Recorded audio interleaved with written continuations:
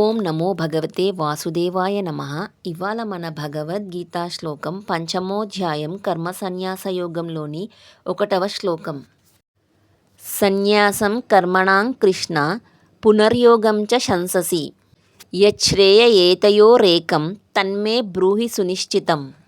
ఈ శ్లోకానికి అర్థం, అర్జునుడు అన్నాడు, కృష్ణ, నీవు ఒకవైపు కర్మ సన్యాసాన్ని, కార్యములను విడుచుటను, మరొక వైపు కర్మయోగాన్ని అంటే కార్యములను చేయుటను ప్రశంసించుచున్నావు.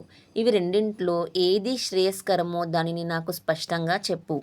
ఓ Krishna, one hand you are recommending renunciation of actions, karma sannyasa, and on the other hand you are praising the path of action, karmayoga. Among these two, please tell me clearly which one is truly better and more beneficial.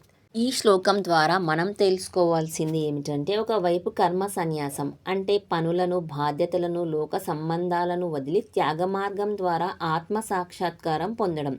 మరోవైపు కర్మయోగం అంటే మన కర్తవ్యాలను నిర్వర్తిస్తూ ఫలాసక్తి లేకుండా భగవంతునికి అర్పిస్తూ జీవించడం. ఈ శ్లోకం మనలో కూడా ఉన్న ఒక సాధారణ సందేహాన్ని ప్రతిబింబిస్తుంది. లోకంలో ఉండి కర్తవ్యాన్ని చేయాలా, లేక లోకాన్ని వదిలి త్యాగమార్గం పట్టాలా?